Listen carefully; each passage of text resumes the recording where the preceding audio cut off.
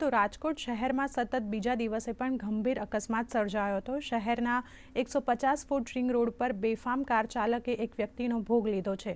Car ચાલકે bike ચાલકને હડફેટે લેતા બાઇક સવારનું ઘટના સ્થળે જ મોત નીપજ્યું હતું। અકસ્માતની ઘટના બનતા જ ડીસીપી કક્ષાના અધિકારીઓ ઘટના સ્થળે પહોંચી ગયા અને કાર સવારમાં બંને લોકોને પકડી પાડ્યા હતા।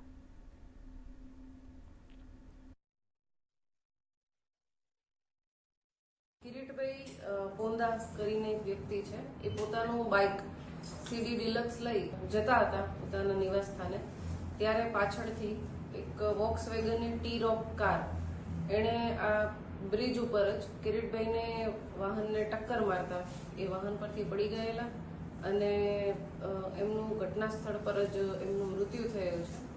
અને આ ગાડી છે એ પણ આગળ બ્રિજથી થોડી આગળ જઈ અને આરએમસીના જે થાંભલા છે એની સાથે આ ગાડી અથડાઈ છે અને જે અંદર બે વ્યક્તિઓ હતા એ બે વ્યક્તિઓને પોલીસે હાલ હસ્તગત કરેલ છે, ડિટેન કરેલ છે અને જે મરણ જનાર છે એના પરિવારની ફરિયાદ લેવાની કાર્યવાહી હાલ ચાલુ છે। બંને વ્યક્તિઓને મેડિકલ તપાસણી માટે મોકલી આપવામાં આવશે અને મેડિકલ તપાસણીમાં જો લીધેલી હાલતમાં હોય એમના વિરુદ્ધમાં અલગથી ગુનો દાખલ કરવામાં આવશે। ઘટના બની એના માટે અમે બે જણા ચા પાણી પીને સાથે જુદા પડ્યા અને ભાઈ અહીંયા પહોંચ્યાથી અમને ફોન આવ્યો કે ભાઈનું એક્સિડન્ટ થયું છે।